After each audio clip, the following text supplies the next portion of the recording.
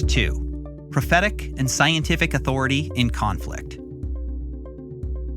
Dialogue isn't a scientific journal, and one of the challenges of writing about evolution is the specialized scientific knowledge required. But this issue transcended the boundaries of traditional science and went right to the heart, for many, of the truth claims made in the Bible about the creation of humanity. But it was also embedded, as I mentioned, in a whole host of other scientific challenges to religious belief.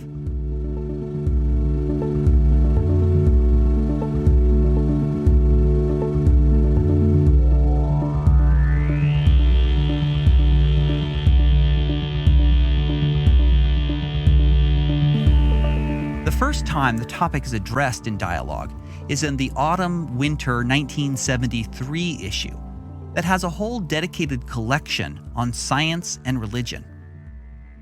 It's worth mentioning that Joseph Fielding Smith was president of the church at the time these essays were written, which is important because of his strong teachings opposing evolution. There are a couple of short essays in this issue. Robert Rees's Science, Religion, and Man, which he wrote expressing the compatibilist view, quote, "What we need is a new alliance between science and religion based on mutual trust and a recognition by each of the uniqueness of the other's contributions to man's life. When either science or religion acts as if it has exclusive rights in the domain of truth, it is a guarantee that the truth will not be served." There's also Richard Haglund, Science and Religion, a Symbiosis. This essay expresses the views of compatibility as well. Haglund is, by the way, the father of Christine Haglund, one of the editors of Dialogue for much of the 2000s. There's also a great interview in this issue with Henry Eyring, the most accomplished LDS scientist from the first half of the 20th century. He was interviewed by Ed Kimball, Spencer W. Kimball's son. Ed also became a really important historian. Next in this issue is Clyde Parker, Dialogues on Science and Religion. These are interviews with different anonymous LDS scientists asking how they reconcile their beliefs. One of these is a conversation with a biological scientist that gets into evolution. However, for our purposes, the most important article in this 1973 issue is SEERS, Savants, and Evolution: The Uncomfortable Interface by Dwayne E. Jeffrey.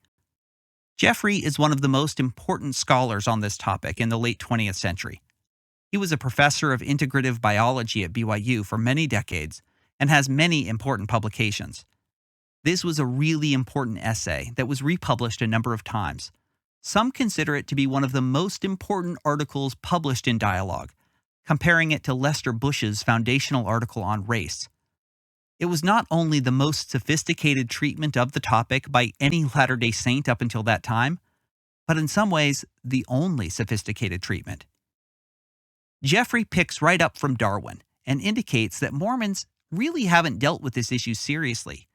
He notes that church leaders have opposed evolution, but also that Latter-day Saints have lots of tools for dealing with the issue. We don't believe in biblical infallibility or literalism generally. We don't believe in ex nihilo creation and more. So he looks at the age of the earth in LDS teachings, the fixity of species, the source of life, the special creation of humanity, and so on, and finds a lot more variety in early LDS thought than the fundamentalist perspectives. The Pratts and Brigham Young, for instance, had huge disagreements on related matters. Jeffrey also responds to the 1909 statement and other authoritative statements from church leaders after that. He specifically leaned on those that emphasized that there was no official church teaching on evolution, suggesting that those not only superseded the 1909 statement, but that all subsequent statements that suggested that the church opposed evolution were wrong. So the article is really good for laying out the history of LDS teachings on the matter, including extensive quotes from primary sources, up through the conflicts between David O. McKay and Joseph Fielding Smith on the book Man, His Origin and Destiny. Ultimately, Jeffrey puts forward his own view that God works through evolutionary processes. Quote, "Mormonism is committed to the concept of a lawful, loving, orderly deity to whom capriciousness and deceit are anathema. The concept that God works through universal law, that he is God because his obedience to and operation within the framework of such law is fundamental. This gives Mormonism a basis for synthesis that exists in few, if any, other Western religions. It cannot be ignored with impunity. The 1973 issue was a sensation. A letter to the editor said, "Thanks for another superb issue of dialogue. The issue on science and religion was most timely. One would wish that every teacher from the Mormon ranks would read it and come to mental grips with the problem of what constitutes the basics of our religion and what should be left to scientific study. Yes, I have a knot in my stomach. I have seen too many minds closed by well-meaning teachers who thought they were saviors of the cause.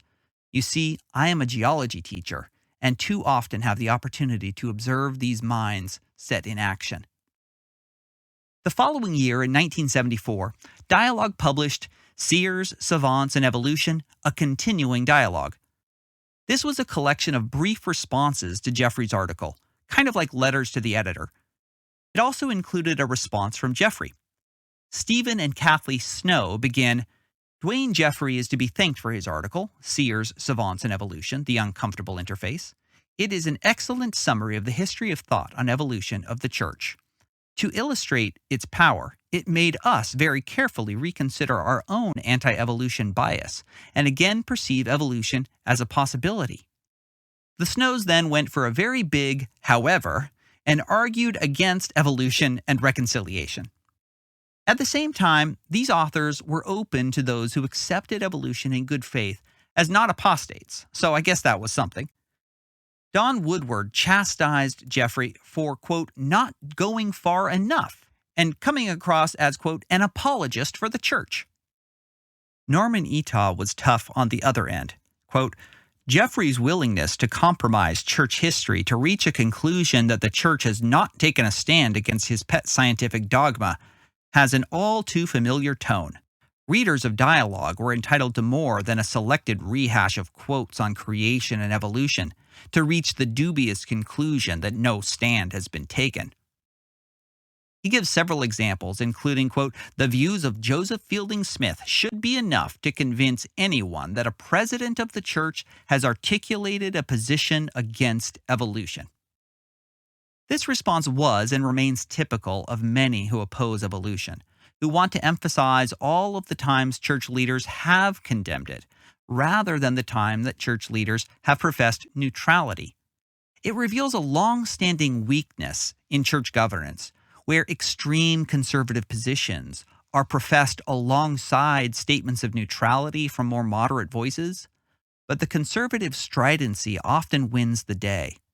Dwayne Jeffrey's long response demolishes Eataw's analysis, with more minor attention to the Snows if you're interested in reading a good tussle.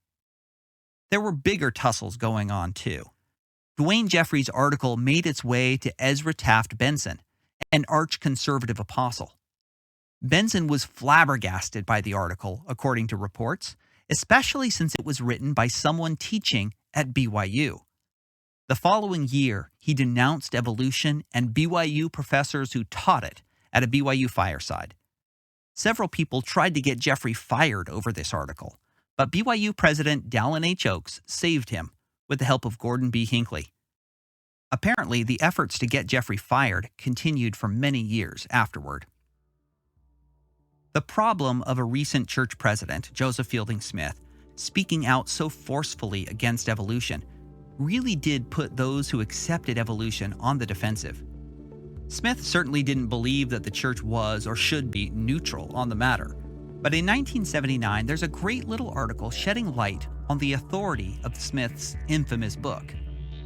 We saw that many considered this to be the definitive treatment of the subject by church leaders, but Professor William Lee Stokes, head of the Department of Geology at the University of Utah, submitted an important piece of evidence into this conversation with his brief piece, An Official Position, published in 1979. This is a brief article, more of a note really, but it includes a reproduction of a personal letter that Stokes received from President David O. McKay on February 15, 1957. Dear Brother Stokes, your letter of February 11, 1957 has been received.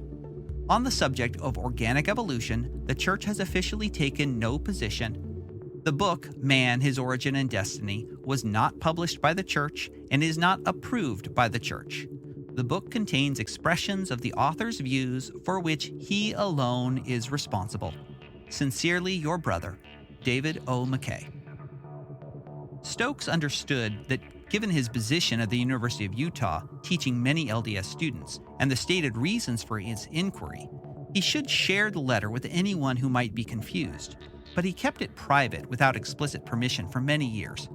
In 1968, he inquired about sharing the letter and was granted permission by David O. McKay's secretary. The idea that the Church had no official position on the topic of evolution has been repeated many times since. But the unofficial position that the Church opposes evolution continued to be popular.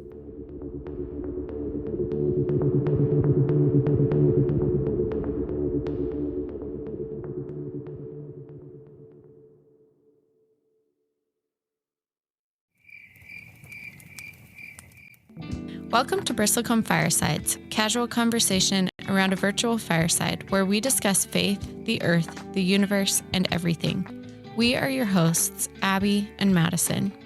The central question we ask each other, as well as poets, artists, activists, and other guests around our virtual fireside, is what does it mean to belong to the earth? So if you've ever wondered how to reground your faith and spiritual practice in the stuff of the earth, this is the podcast for you. Catch up on previous seasons by subscribing to Bristlecone Firesides on Apple Podcasts, Google Podcasts, Spotify, or wherever else you get your podcasts. From the Aspen Mountains, Juniper Forests, Red Rock Deserts, and Salty Lakes of Utah, we wish you peace and goodness as you strive to find yourself in the family of the earth.